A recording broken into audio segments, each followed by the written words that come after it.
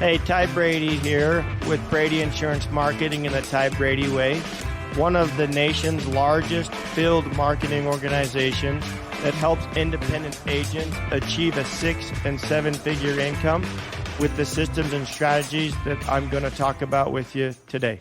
Welcome back to another episode of the Ty Brady Way. Today I want to talk about ways of smoking out the objection or the real concern. I've talked a lot about an objection is just air. You either agree, ignore, or resolve. But here's some little bit more depth in this. So the first one I want to bring up is listen actually and then ask clarifying questions. Because a lot of times I'll get an agent that calls me up and says, hey, they say, they have this. And I'm like, something doesn't make sense, right? So I have to tell them, go ask this question or this question because I can't really help them until I get to the root problem. Maybe they're telling me they're on this insurance and I'm like, the insurance doesn't exist, or a name of an insurance company that doesn't exist. So I got to listen to the agent and then ask clarifying questions. So that would be one. The next one is a lot like agreeing. You validate the prospective's concern. Maybe they say that the last time they used this program or this product that it didn't work for them. So listen to them and then validates by saying, hey, I understand that you were on XYZ carrier and they may have not paid your bill, but they've changed, right? So you acknowledge what they said and then come back with, I understand, and help them resolve that. Now, some of the things is you may have to address the objection head on. So if somebody says, as an example, that the last bill they had a bill of $90,000. Well, what do you mean by you had a bill of $90,000 from that insurance carrier? Because to me, I got red flags going off saying, well, it doesn't make any sense, right? Because I know what they should have paid and it's just so far off, right? So I've got to hit it head on, babe, saying, what do you mean by you paid $90,000? $90,000 in what scenario? The next one, this is number 4, use social proof. Use stories. Stories sell, facts tell. Now you have to have a little bit of both, but is it a story from a previous client? Or maybe you say, listen, as an example, I had a member that did not have the policy that I'm showing you, and they had to pay $38,000 for Lifeline. But the policy I'm putting you on is only going to cost you $125. So that was using a story and the social aspect. The other one is people want to follow the crowd. And if you said something like this, most people choose this program, guess what? They're probably most likely going to want to do it, right? So by telling stories, using social proof will help you overcome those objections as well. This is 2 parts. The next one, number 5, be patient and persistent.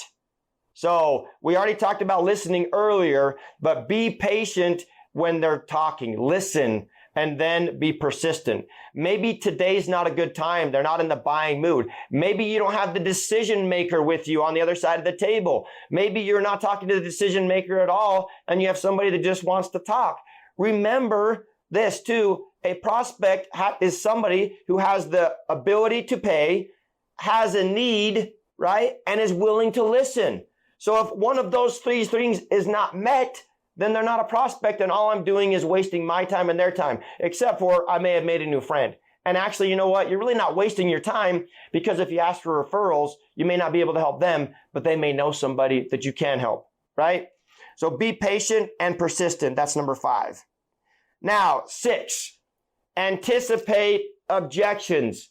Hey, guess what? The people you're talking to, if you're in sales, they haven't been to objection school. I know that I have, and I've been trained a lot on objections, but they've never been to that school. So I know the standard objections, right? I don't have the money. I'm not interested. I thought you'd send it to me in the mail. These are a lot of objections I get all the time. Or I'm happy where I'm at. Well, you're telling me you're happy where you're at, but are you getting this, this, this, or this? So make sure that you anticipate the objections. You're going to get them. They know they're meeting with a salesperson. Okay? Be prepared to walk away. I'm going to run that back. That is number, that one is number 7. Be prepared to walk away. If they are not a prospect, I just mentioned what a prospect was, you can walk away. Or if you feel like it's not going to be a good fit, right? You don't have to do business with everybody you meet with. And if it's going to suck the life out of you and be demanding, is it really worth it? So you got to ask yourself that. Walk away. I walked away from clients. I walked away from agents. It just wasn't a good fit.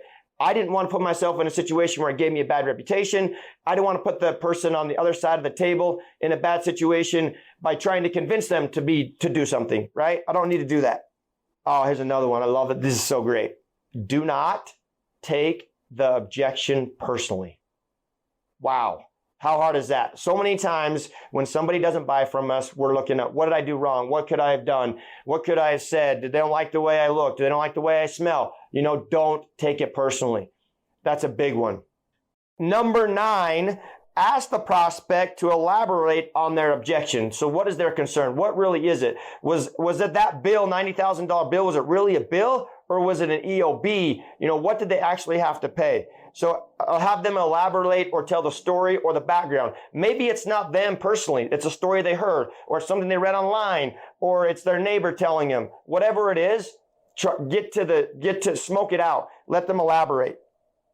Number 10, show the prospect how to protect or service can address their objection. So a lot of times in the insurance industry, it's how can we protect them against financial risk, right? Or life insurance. How can I pass money on to our loved ones, right? Those are things that you want to address to whether it's in the product you're selling. Maybe the product has all of these values. Bring the value out in that product and because of the values there. That was number 10. Number 11, offer a solution to the prospect's concern, right? If they say that I don't like the taste of fish, right? Just really simple. Well, guess what? We have chicken or steak. Which of those would you prefer? Some people will relate that to giving them A, B, and C options on the table because if you give them A, B, and C, they're going to pick one. Maybe they don't like option A. Well, guess what? They're going to like option B. And if they don't like option B, they like option C. So make sure that you're willing to give them an alternative to what their objection is. Let's say they don't like it in my industry, they don't like a particular carrier for whatever reason. Well, guess what? I have XYZ, PDQ brands that you can roll with and work with. So offer a solution to their objection. All right. Let's see. Oh, this one. Number 12. Use humor to diffuse the situation. Now, this could backfire. This could go really well. I have people that, will be like, oh, that's funny, ha, ha, ha, and laugh. I'm not good at that. I don't use humor. I try to just, ask them, is this what you were saying? They give me an objection. I restate it, and then we move on. Number 13, negotiate a compromise. So they don't like the fish. They just put the fish option. We'll give them 2 other options. We talked about that. They can have steak or chicken. So offer them a compromise. Maybe they say, well, do I have to spend that $100 a month? Well, maybe it's not $100 a month. Say, how about if we do $40 a month? Give them an option out. Give them a way out so that they have an ability to make a decision. We talked about using humor. That was the one before that. Be confident in the product and service that you have. So how do you become confident? A lot of times people say, well, buy the product that you're selling. And that way you're confident in that. And learn it. You know the pros and cons. If it's a vacuum, you know that it works well here, here, and here, but it may not work well here, right? Or maybe has a tendency to get clogged. But have confidence in the product or service that you're selling by owning the product or service yourself. Pretty simple, right? On that one. Build a rapport with the prospect. We know all about that. Build a relationship of trust. Be genuine. Make sure that you really care about them. Make sure you actually relate with habits, that they have or even insight that they may have. But that is a good point as well. Number 16, show the prospect the benefits of your products or services. So how I like to do this in my industry is I tell stories. This is how this has helped this consumer. If it's a cancer plan, the first cancer plan that I sold was to a lady. It was a $50,000 lump sum cancer policy. It was a cash benefit to the lady. I sold it to her in November. In January, she was diagnosed with cancer. She got a check for $50,000. So that was a story I tell people when I'm trying to sell cancer plans, because one out of every 2 men, 1 out of every 3 women will be diagnosed with cancer in their lifetime. It's not if, it's when. I tell that story all the time. I believe, because I have cancer plans on me and my family, that everybody should have a cancer plan, because it's not if, it's when. But that $50,000 check allowed that lady to go to Pittsburgh to have a experimental surgery to treat cancer at the source. And then she was in turn ready, it cost her $28,000 cash. She was able to remodel her house with the rest. She was able to do that with that lump sum cancer plan, but that's a story you can tell. We're on 17. Be prepared to answer questions thoroughly, and tough questions. So make sure that, and if you don't understand the question they're asking, restate it. Hey, so you're telling me that you can't afford it. What is it that you can't afford? You're telling me that you don't need a new vacuum. Well, tell me what vacuum you do have, right? Ask those hard questions and help them figure it out.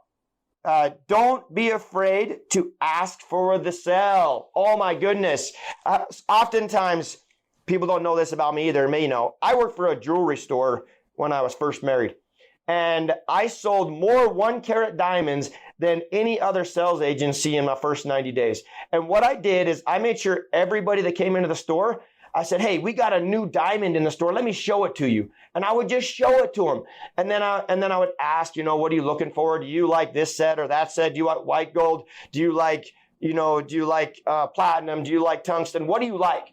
And then I would navigate them around the store. Well, guess what? Everyone I showed to, if 1 out of 10 bought, that's how I sold more 1-carat diamonds than any other sales agent at that jewelry store. I just made a commitment that I was going to show everybody that came in that 1-carat diamond. And it was amazing. People were they were asking me, what are my tips? What are my tricks? And I'm like, I just showed them. And guess what? When their fiance's there or their spouse or whoever it was, and they see it and they feel it and they touch it and they picture it on their ring, guess what? They're telling the partner, I want that. And then I would come back, hey, we have your financing, yada, yada, yada, this, that, and the other. And then I would end up closing the deal.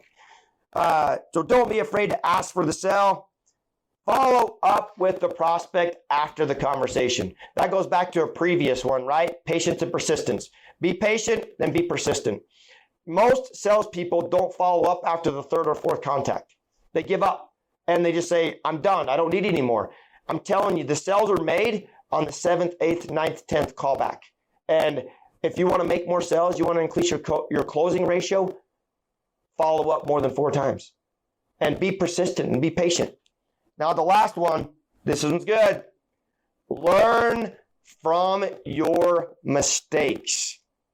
Wow, think about that. Learn from your mistakes. What I mean by that is, if you don't have a coach or a mentor, and you're in a sales industry or you're an entrepreneur, have somebody you can bounce your ideas off of. If you went and did a pitch and you say, well, they said this, this, this, and this, how can I overcome it, right? That's going to shorten the window for you that's going to shorten the track from A to B so that you can close more deals and get better at what you do.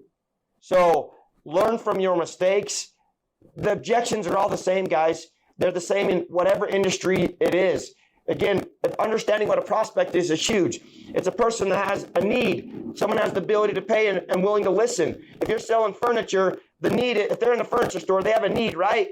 Well, then they have the ability to pay. So are they going to have to finance it, right? Or are they going to have to mortgage their house? How are they going to pay for it?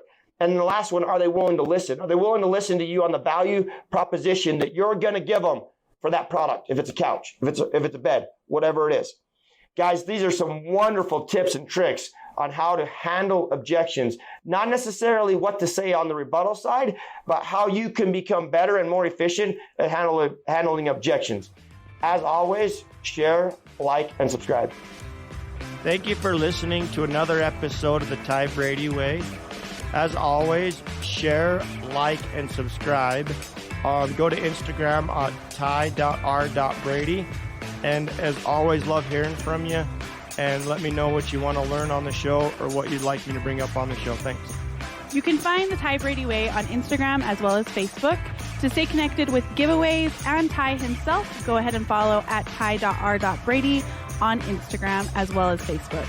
This podcast was recorded, edited, and produced by Whitney Face Media Marketing. And the theme music is an excerpt from Hot Chicken of the Woods by Isaac Joel.